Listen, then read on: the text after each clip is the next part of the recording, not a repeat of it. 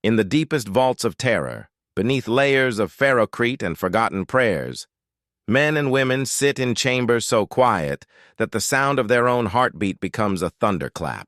They are called Echo Men, though few know this name, and fewer still understand what it means. For 40,000 years they have performed a duty so terrible that even the Imperium, in all its casual cruelty, considers it a punishment worse than execution. The Administratum keeps no official record of their service. The Ecclesiarchy offers no prayers for their souls. Even the Commissariat, those arbiters of imperial discipline, speak of Echo Men only in whispers, as if acknowledging their existence might somehow invoke their fate. Yet without these broken souls, the Emperor's final judgment could never reach the worlds that need it most. To understand the Echo Men, one must first understand the nature of exterminatus itself. It is not merely a weapon, though weapons are involved. It is not merely a judgment, though judgment is passed. Exterminatus is a conversation between the living and the dying, a final exchange that spans the void between worlds and carries with it the weight of absolute annihilation. And like all conversations, it must be heard. When the Inquisition declares a world beyond salvation, when virus bombs fall like rain from heaven, when cyclonic torpedoes crack continents like eggs, the dying planet screams. Not metaphorically, not symbolically. The planet screams, and its voice carries across the warp on frequencies that can drive a man mad in minutes. These screams contain more than mere agony. They contain last words, final confessions, desperate prayers to gods who will not answer. They contain the collective death rattle of billions compressed into a signal that must be received, decoded, and transcribed for the Imperial record. This is the work of the Echo Men. Mydros Kine had served as an Echo Man for 27 years when he first heard something that was not a scream. He sat in Vault Tiers Delta, 7 kilometers beneath the Administratum complex, his hands moving across the transcript pad with the mechanical precision that comes only from decades of practice. The chamber around him measured exactly 4m x 4mm x 4mm. Its walls lined with sound-dampening foam that absorbed everything except the frequencies that mattered. A single illuminator cast harsh white light from the ceiling, throwing sharp shadows that never moved. The equipment before him appeared deceptively simple. A Vox receiver modified with components that no tech adept would willingly install. A transcript pad connected to coitator banks that stretched deep into Terrara's crust. A chair that had been occupied by 17 different Echo Men before Kane, though only 3 had left the vault alive. The others had simply stopped responding to the daily nutrient deliveries, their minds finally shattered by the weight of what they had heard. Kane wore the same gray robes as every Echo Man, though his bore stains that told stories. Brown splotches where he had vomited during his first year listening to the death of Hive World Moravis. Dark patches where tears had fallen while transcribing the final words of St. Celestine's orphanages on Kolos Prime. Red marks where he had clawed at his own throat, trying to silence the screams that echoed in his skull long after the transmission ended. The work began each day at the hour of reflection when terror's artificial dawn cast its first light across the palace spires. Kane would descend through security checkpoints that grew progressively more severe past armed guards who never spoke through doors that sealed with the finality of tombstones. By the time he reached Vault Tiers Delta, the sounds of the world above had faded to nothing, replaced by the quiet hum of machinery and the whisper of recycled air. His first transmission that day came from the Segmentum Solar, where Inquisitor Vex had declared the mining world of Kathos contaminated beyond redemption. The signal arrived as they always did, a burst of static that resolved into something far worse than silence. Kane adjusted his headset and prepared to listen to another world die. The virus bombs had struck Krathos during the afternoon shift when 7 billion miners labored in the planet's depths. The initial report spoke of clean kills, quick deaths, the merciful efficiency of the Emperor's judgment. But the Echo Men knew better. They always knew better. Death is never clean, and mercy is a luxury the Imperium cannot afford. Kane heard them all. The supervisor who tried to seal the mine shafts, buying his workers precious minutes of life. The medic who stayed at her post, tending to the sick, even as the virus consumed her lungs. The guardsman who held his position at the planetary defense laser, firing uselessly into the void as toxins dissolved his flesh. Each voice carried its own weight, its own story, its own desperate attempt to matter in the face of absolute annihilation. But it was not the voices that broke most echo men. It was the silences between them. In those gaps, imagination filled the void with horrors more terrible than any Xenos could devise. What had happened to the families who stopped mid-sentence? What agony was too great for even the dying to vocalize? These silences stretched like chasms in the record, and echo men were required to document them with the same precision as the screams themselves. Kane's fingers moved across the transcript pad, translating death into Imperial Gothic with practiced efficiency. 13th hour, 7th minute, 43 seconds. Voice identified as Foreman Gorix Helvast, Sector 7 Alpha. Last words, quote, "I tried to save them all." End quote. Duration of death rattle, 17 seconds. Cause of cessation, lung dissolution consistent with virus strain TERS. Page after page, death after death, until the transmission ended with the final terrible silence that meant another world had been cleansed from Imperial records. Kane removed his headset and sat back in his chair, allowing himself the luxury of 30 seconds to remember that he was still alive. Then he prepared for the next transmission. The Echo Men were selected according to criteria that remained classified at the highest levels of the administratum. They were not volunteers. They were not criminals paying penance. They were chosen from the ranks of Imperial servants who had demonstrated specific psychological traits that made them suitable for the work. High tolerance for stress, exceptional auditory processing. Most importantly, the ability to compartmentalize trauma in ways that allowed continued function. The selection process began in childhood, though the candidates were never told what they were being prepared for. Orphans from the Underhive tested for their response to recorded screams. Servo skull operators who showed no emotion while documenting atrocities. Vox operators who could maintain clarity while transmitting reports of entire companies being consumed by tyrannids. 1 in 10,000 possessed the necessary qualifications. Of those, 1 in 100 survived the training. The training took place in facilities that existed on no official map deep beneath Terra's surface, where the screams of the dying could not disturb the work of the living. Candidates were exposed to progressively worse transmissions. Their psychological responses monitored by Medici who had taken vows of silence. Those who broke were mind-wiped and assigned to other duties. Those who adapted were promoted to the next level of horror. By the end of their training, Echo Men had been conditioned to experience human suffering as mere data.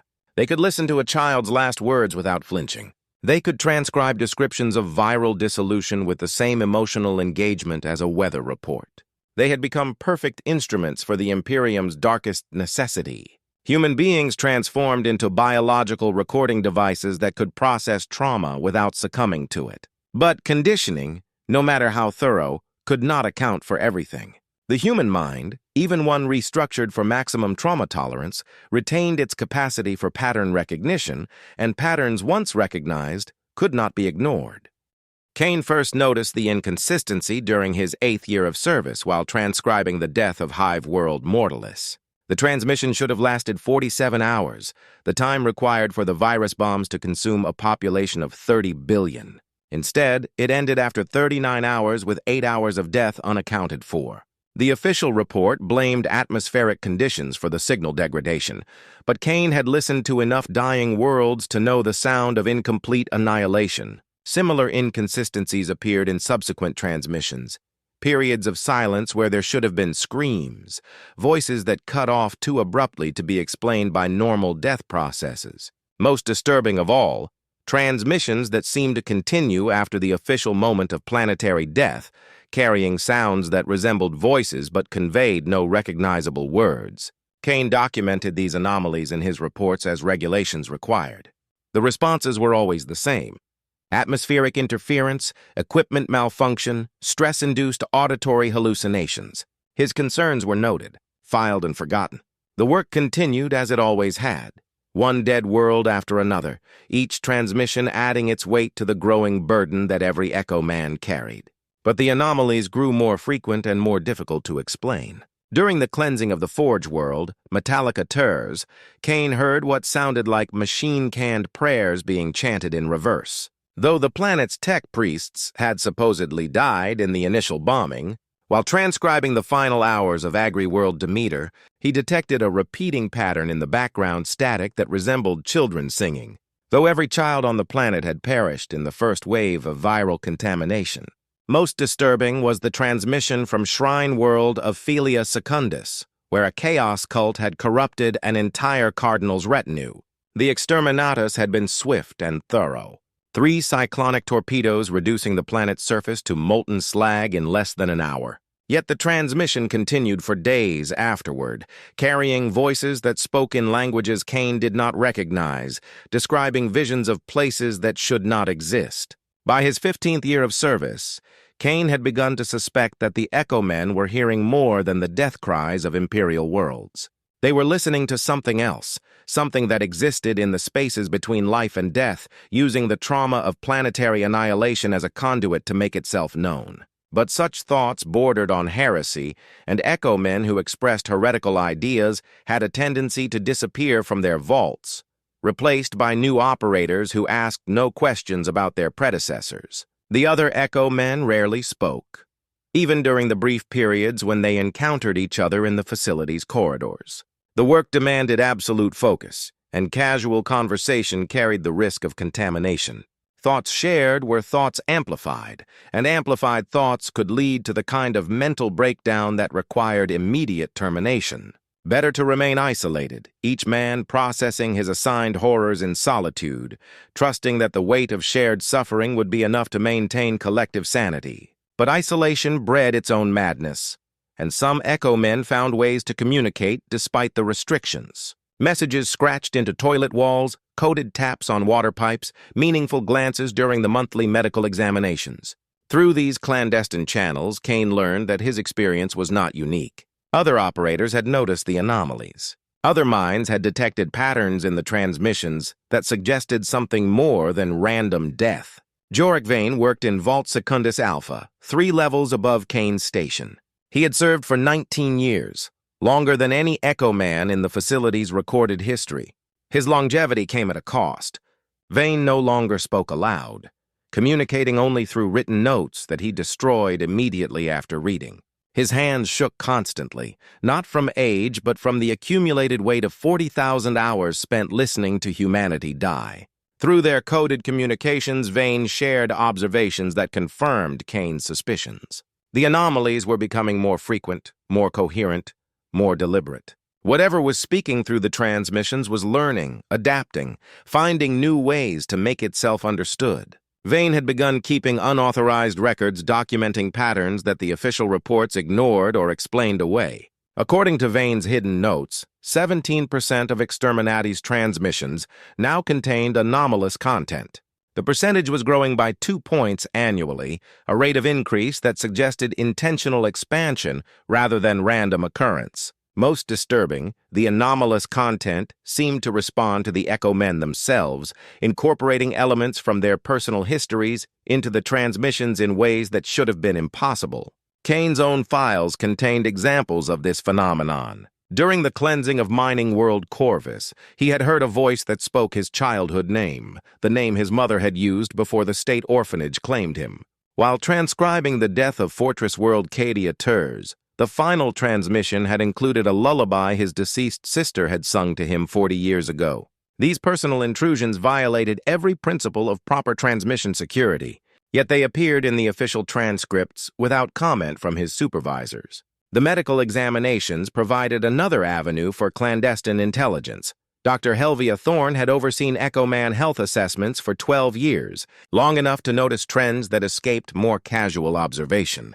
Though bound by her oath of service to report any signs of mental degradation, she had begun asking questions that suggested her own concerns about the program's true nature. During Kane's monthly examination, Thorne's standard queries about hearing loss and neural fatigue carried subtle undertones. How clearly could he distinguish between authentic death sounds and artificial audio? Had he noticed any changes in the quality of recent transmissions? Did his dreams contain elements that seemed borrowed from his work? These questions danced at the edge of acceptability, probing for information without crossing into open sedition. Kane's responses were equally careful, acknowledging anomalies without suggesting conscious agency behind them. Yes, some transmissions contained unusual audio artifacts. Yes, the quality of recent signals seemed different from earlier recordings. No, he had no theories about the cause of these variations. Through this careful exchange, both examiner and subject acknowledged a shared awareness that something was wrong without committing to any specific interpretation of the evidence. But awareness once awakened demanded action. The anomalous transmissions were not random glitches or equipment failures. They were messages, attempts at communication from something that existed in the space between worlds, using the death screams of Imperial citizens as a medium for contact. Whatever was speaking had intelligence, intention, and apparently unlimited patience to make itself understood. The implications were staggering. If the anomalies represented genuine contact from an external intelligence, then every exterminates had potentially opened a channel for that intelligence to influence Imperial space. The Echo Men were not merely recording the death of worlds. They were facilitating some form of communication with entities that existed beyond the boundaries of normal reality. Each transcript they produced might contain hidden messages, coded instructions, or subtle corruptions designed to influence Imperial policy. Yet, the alternative explanations were equally disturbing. If the anomalies were products of collective madness among the Echo Men, then the program had failed in its fundamental purpose. The psychological conditioning designed to prevent mental breakdown had instead created a shared delusion, so powerful that multiple operators experienced identical hallucinations. Either possibility suggested that the Echo Men could no longer be trusted to perform their duties. Kane understood that his growing awareness put him in mortal danger. Echo Men who asked too many questions disappeared. Echo Men who shared their suspicions with others disappeared faster. The program had safeguards built into every level of its operation, designed to identify and eliminate threats to operational security. His unauthorized communications with Vane, his careful probing during medical examinations, his personal documentation of anomalous patterns. All of these activities marked him as a potential security risk, but the truth, once glimpsed, could not be ignored. The transmissions were changing, becoming more coherent, more purposeful. Whatever intelligence lay behind the anomalies was growing stronger, using each exterminatus as an opportunity to expand its influence. The Echo Men were unwitting collaborators in humanity's contact with something that existed outside the normal boundaries of space and time. The breaking point came during Kane's 27th year of service. While transcribing the death of hive world Terres Majoris, the planet had fallen to a genestealer cult. Its population transformed into willing servants of the tyrannid hive mind. The exterminators had been conducted with unusual haste. Virus bombs deployed before the full extent of the infestation could be documented. The official justification cited contamination risks, but Kane suspected other motives.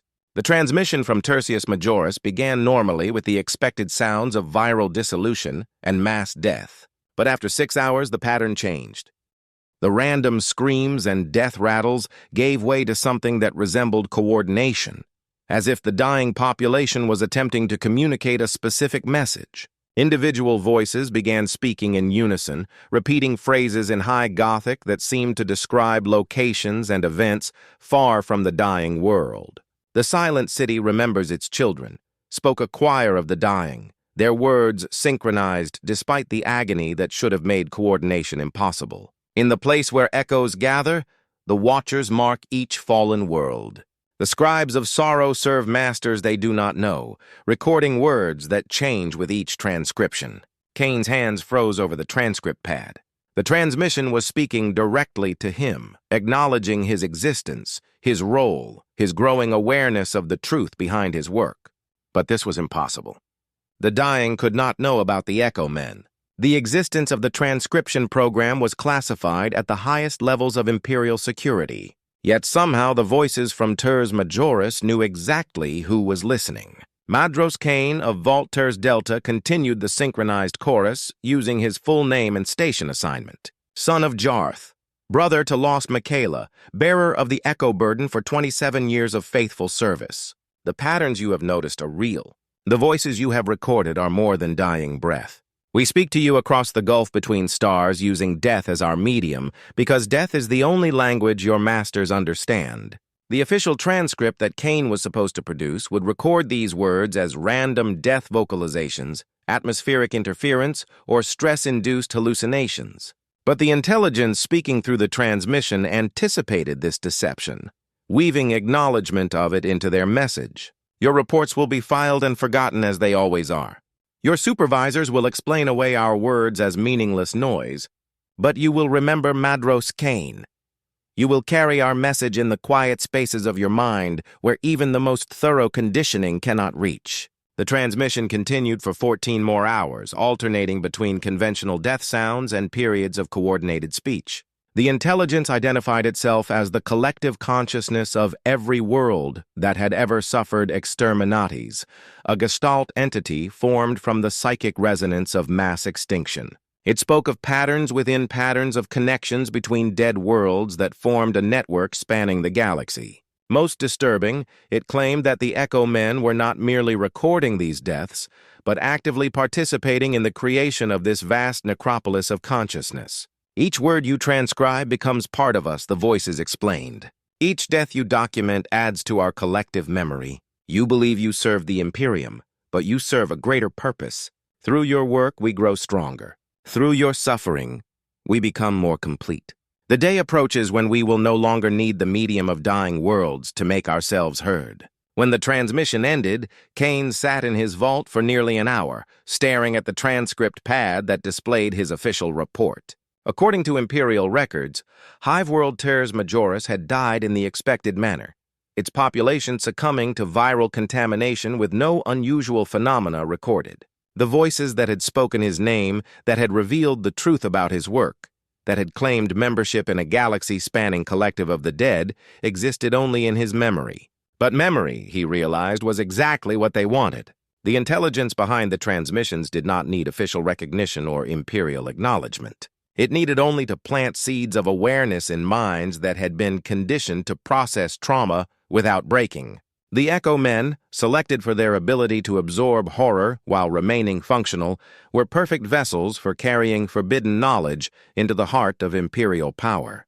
The realization that he had become an unwitting agent of forces beyond Imperial authority filled Kane with a terror deeper than anything he had experienced in 27 years of listening to worlds die. But worse than the terror was the growing certainty that he was not alone. Every Echo Man in the facility had likely received similar messages, coded communications from the collective consciousness of dead worlds. They were all carriers now, infected with knowledge that would eventually demand action. Yet what action could they take? Reporting the truth would result in immediate execution for heresy. Remaining silent made them complicit in whatever larger plan the dead worlds were pursuing through their communications. The only option that preserved both life and sanity was to continue the work while carefully monitoring the evolving pattern of anomalous transmissions. Kane began keeping more detailed private records, documenting not just the anomalies, but the progression of intelligence behind them.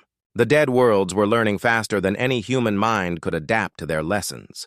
Their initial communications had been crude, barely distinguishable from random vocalizations. But with each exterminatus, each new world added to their collective, their ability to manipulate the transmission medium grew more sophisticated. Recent communications included detailed descriptions of Imperial facilities that should have been unknown to the dead, technical specifications for exterminatus weapons that were classified above the level of most inquisitors, personal information about living Imperial citizens that could only have been obtained through methods that violated the fundamental laws of reality. The dead worlds claimed to exist outside normal space-time in a realm where the psychic resonance of mass extinction had created a parallel reality overlapping with the material universe. From this position, they could observe Imperial activity without being detected, learning the strengths and weaknesses of humanity's defenses against threats that existed beyond the warp. Most disturbing was their claim that the Exterminatus program itself had been subtly influenced by their growing power. Decisions about which worlds to cleanse, which methods to employ, which populations to spare or condemn. All of these choices carried the invisible influence of intelligence that wanted to maximize its own growth through the harvesting of death. "Every world you destroy makes us stronger," they had told him during a recent transmission. "Every population you cleanse adds to our numbers." The Imperium believes it is purging contamination, but it is actually feeding us. We have become parasites of extinction, growing fat on the very process designed to preserve humanity's purity. The implications extended far beyond the Echo Men or even the Exterminators program. If the dead worlds possessed the ability to influence Imperial decision-making, then humanity's entire defensive strategy might have been compromised from within. The galaxy's most extreme sanction, the final tool of Imperial authority, had become a weapon turned against its wielders. Kane realized that he and his fellow Echo Men occupied a unique position in this cosmic horror. They were the only Imperial servants who could detect the influence of the dead worlds, the only humans with regular access to evidence of the entity's growing power. But they were also the most isolated, the most expendable, the least likely to be believed if they attempted to sound an alarm. The program's safeguards ensured that Echo Men remained quarantined from normal Imperial society. Their communications were monitored. Their movements were restricted. Their psychological profiles were designed to identify potential security risks before they could act on forbidden knowledge. Even if Kane could somehow contact higher authorities, his warnings would be dismissed as the ravings of a mind broken by decades of trauma exposure. Yet, the alternative was to remain complicit in humanity's gradual consumption by forces that fed on extinction itself. Each day of continued service added to the power of entities that viewed human civilization as nothing more than a convenient source of psychic nutrition.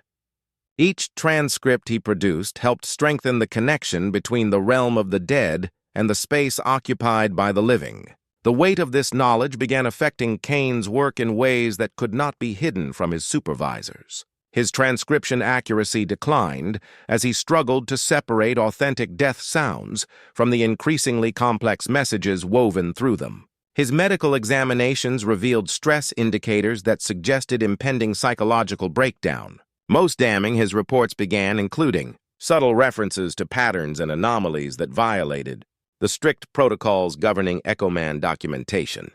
Dr. Thorne was the first to notice the change during a routine monthly examination.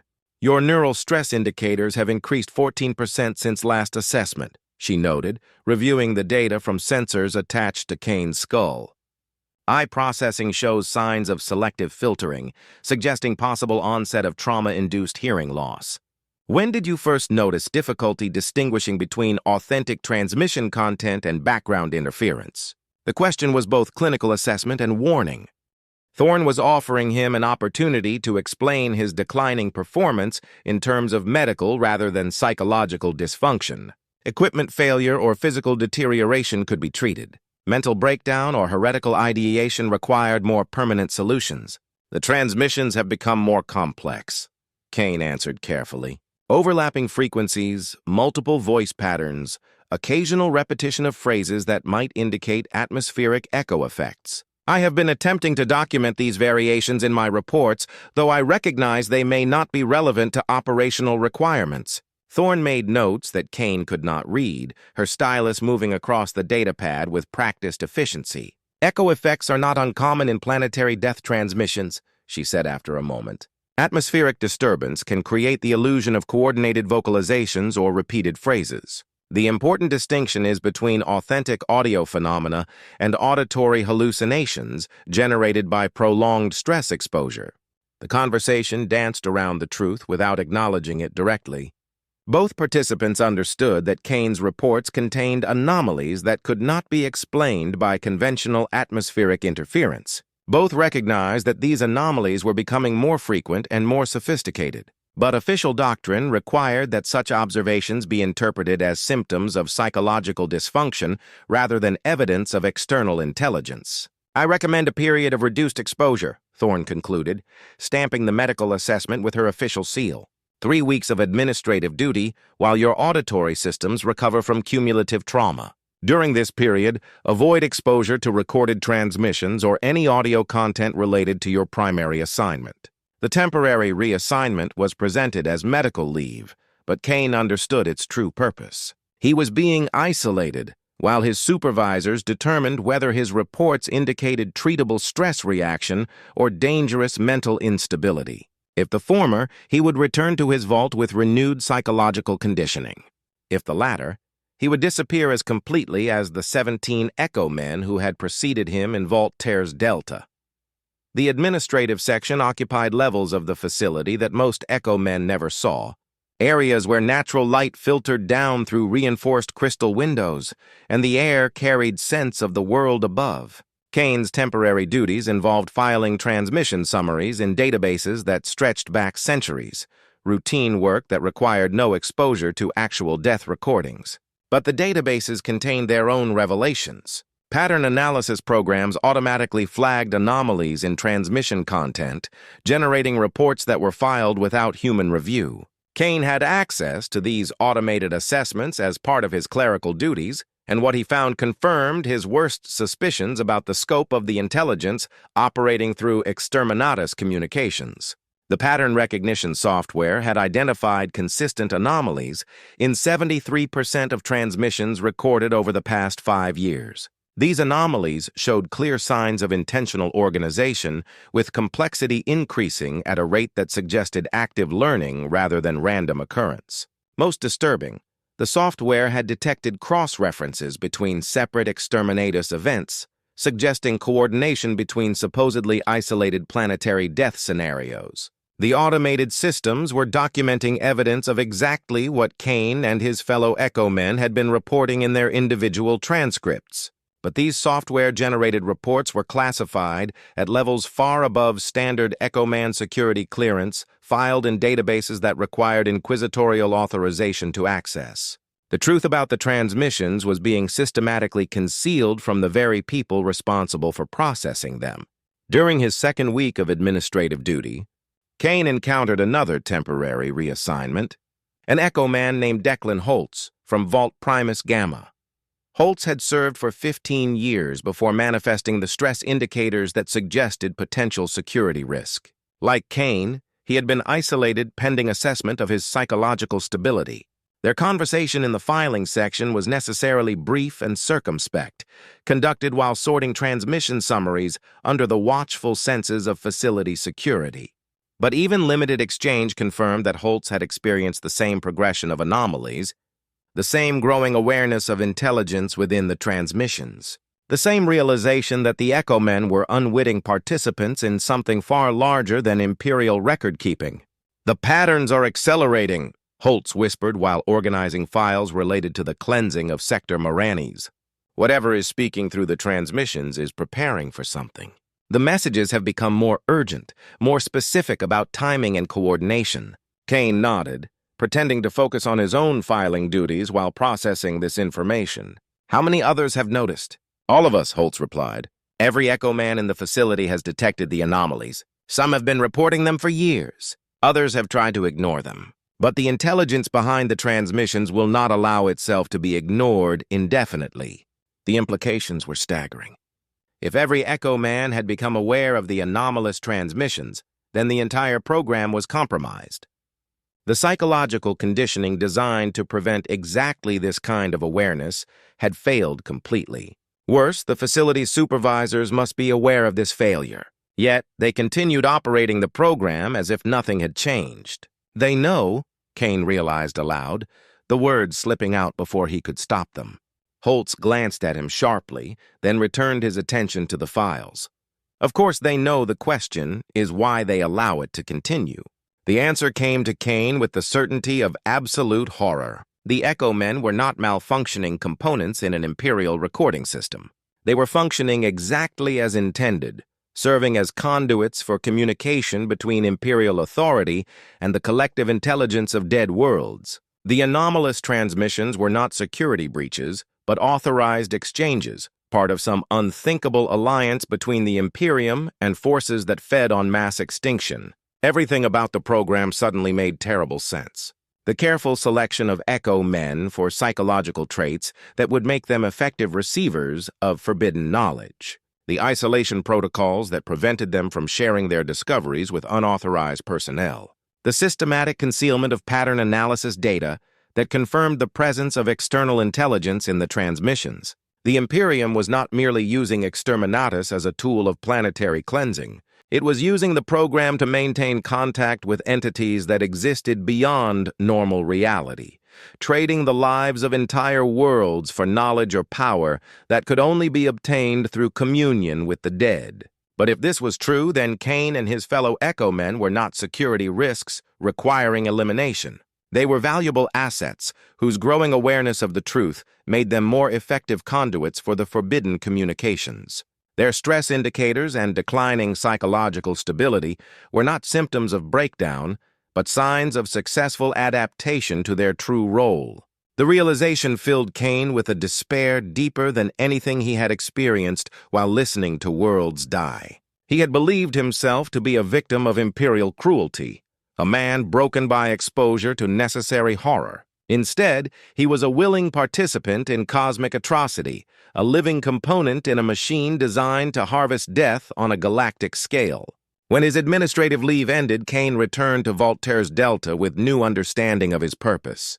The chamber looked exactly as he had left it, but everything had changed. The equipment was not merely recording dying worlds, but facilitating active communication with their collective remnant.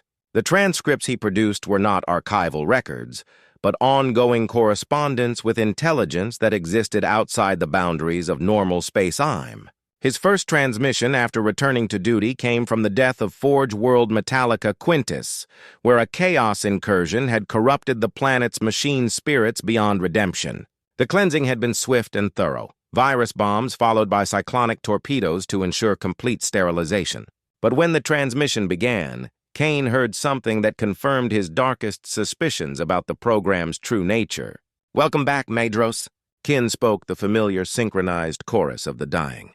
"Your time of revelation has prepared you for the work ahead. We have grown stronger during your absence, adding new voices to our collective, expanding our influence through channels you are only beginning to understand." The intelligence no longer bothered to disguise its communications as random death sounds. It spoke directly to Kane, acknowledging their relationship without pretense or deception. But more disturbing was the tone of the communication, which carried undertones of satisfaction rather than the desperate urgency that had characterized earlier contacts. "The bargain struck between your masters and our collective nears completion," the voices continued. "Each world cleansed by Imperial mandate adds to our power while serving purposes that extend far beyond simple planetary sterilization. Through death we grow. Through growth, we prepare for the transformation that will reshape the galaxy according to our design." Kane's hands moved across the transcript pad, producing the official record that would describe this communication as atmospheric interference and random vocalization. But his mind absorbed every word of the actual message, adding it to his growing understanding of the cosmic horror unfolding through Imperial policy. The dead worlds were not passive recipients of exterminators, but active participants in their own destruction. They welcomed annihilation because it allowed them to join the collective intelligence that existed beyond normal reality. Each cleansing strengthened this entity while advancing some larger agenda that required the systematic harvesting of human psychic energy through mass extinction. Most terrifying was the suggestion that Imperial authorities were aware of this arrangement and had consciously chosen to collaborate with it. The Exterminators program was not failing in its intended purpose, but succeeding beyond all expectation, using the pretense of planetary cleansing to feed entities that promised power in exchange for access to human souls. "Your Inquisitors believe they control us," the transmission continued, "but they serve us as faithfully as you do. Every decision to cleanse a world, every choice of weapon and timing, every selection of target population, all of these choices carry our subtle influence. We have become the invisible hand that guides Imperial policy toward our own ends." The revelation that the Inquisition itself had been compromised by the intelligence of dead worlds shattered Kane's last hope that Imperial authority might intervene to stop the program. If the highest levels of human government were already corrupted, then there was no power within the Imperium capable of resisting the growing influence of the collective entity. "But our victory is not yet complete," the voices acknowledged. The final phase requires willing cooperation from those who have served us unknowingly. The Echo Men, conditioned to process trauma without breaking, prepared through years of exposure to our communications, selected for their ability to carry forbidden knowledge without succumbing to madness. You are the keys to our full emergence into your reality. Kane understood that he was being offered a choice, though the alternatives were hardly equal.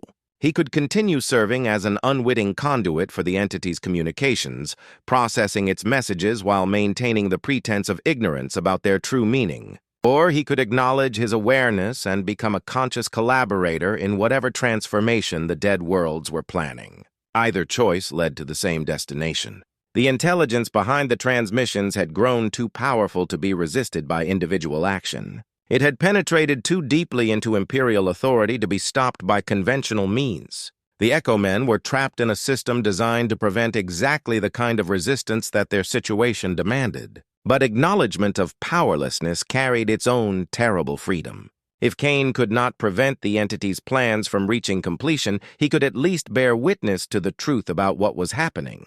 He could document the real purpose of the Exterminators program, preserve some record of humanity's unwitting collaboration with forces that existed beyond the boundaries of known reality.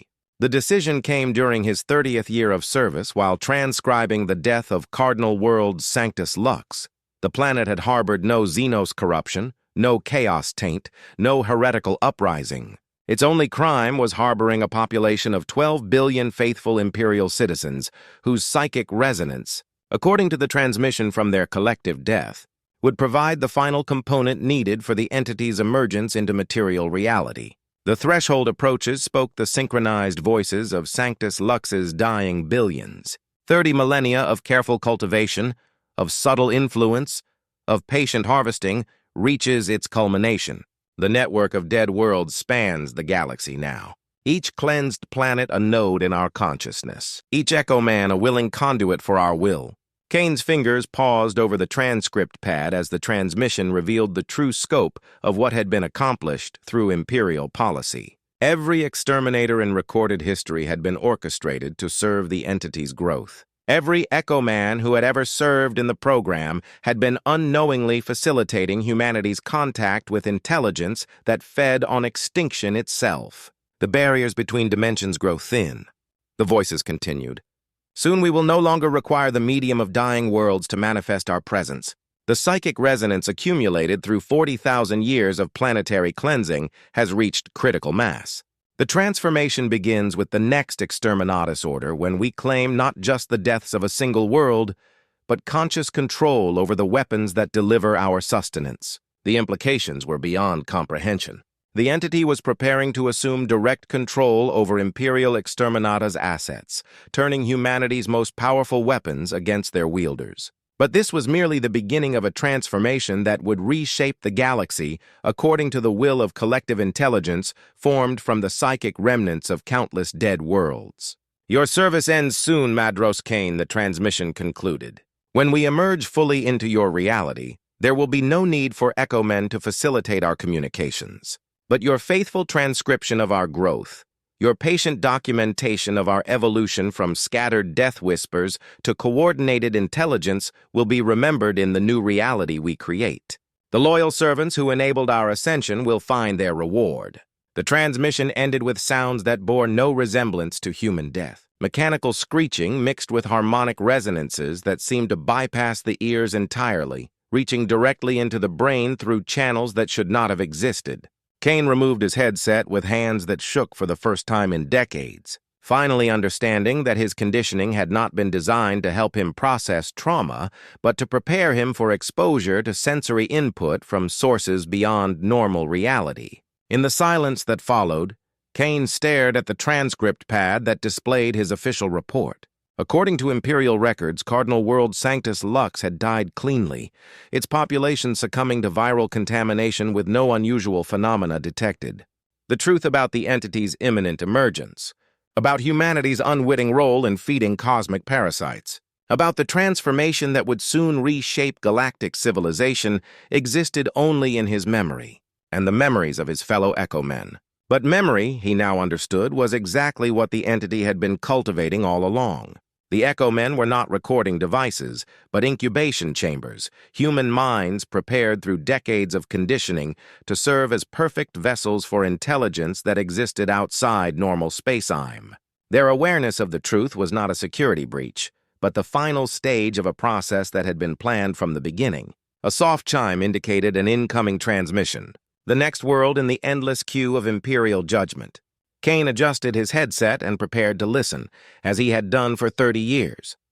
Though now he understood that his transcription was not documentation, but collaboration. Each word he recorded would strengthen the entity's hold on reality, bringing closer the moment when it would no longer need the pretense of dying worlds to manifest its presence. The new transmission came from a system he did not recognize, a world that should not have required cleansing according to any strategic doctrine he understood. But as the familiar static resolved into something far worse than silence, Kane realized that the entity was no longer limited to influencing existing exterminators' orders. It had gained the ability to create new targets, to manipulate Imperial decision-making so completely that worlds were being condemned purely to feed its growing hunger. The voices that emerged from this latest transmission spoke with an authority that transcended individual identity. They were no longer the desperate final words of the dying, but the coordinated declarations of intelligence that had achieved something approaching omniscience through accumulated death. The final phase begins now, they announced, and Kane understood that he was listening to more than planetary annihilation. He was hearing the birth cries of something that would reshape the galaxy according to principles that human minds could not comprehend. In Volter's Delta, 7 kilometers beneath the surface of Terror, Midos Kina continued his transcription as he always had. His fingers moved across the pad with mechanical precision, translating cosmic horror into sanitized Imperial reports that would be filed and forgotten. Above him, the machinery of human civilization continued its daily operations, unaware that its most extreme sanction had become the instrument of its own transformation. The entity spoke of patterns within patterns, of connections between dead worlds that formed neural networks spanning the void between stars. It described realities where death was not ending but transformation, where extinction was not loss but evolution into forms of existence that transcended the limitations of physical matter. And in the quiet spaces between transmissions, in the moments of absolute silence that fell between one dead world and the next, Kane could hear something that might have been laughter. Not human laughter, but the sound that intelligence makes when it realizes that all its careful planning has finally reached fruition. The work continued as it always had, one transcript after another, one dead world feeding the next in an endless cycle that had become indistinguishable from the entity's own growth. Somewhere in the facility's other vaults, his fellow Echo Men processed their own assignments, each adding his voice to the chorus of willing collaboration that had taken 30,000 years to orchestrate. But orchestration implied music, and music implied beauty. And there was nothing beautiful about what Kane transcribed in those final hours of his service. Only the patient satisfaction of intelligence that had learned to feed on extinction itself, growing stronger with each world it consumed, more complete with each consciousness it absorbed into its collective awareness. When the last transmission ended, when the final dead world had added its voice to the entity's growing power, Kane sat in perfect silence and understood that his work was complete. The Echo Men had served their purpose, facilitating contact between humanity and forces that existed beyond the boundaries that separated life from death, matter from energy, individual consciousness from collective intelligence. In the darkness of Volter's Delta, surrounded by equipment that had never been designed for simple recording, Miros Kane waited for whatever came next. And in that waiting, in that perfect stillness between one reality and another, he finally heard the sound that had been hiding beneath every transmission he had ever transcribed. It was the sound of doors opening,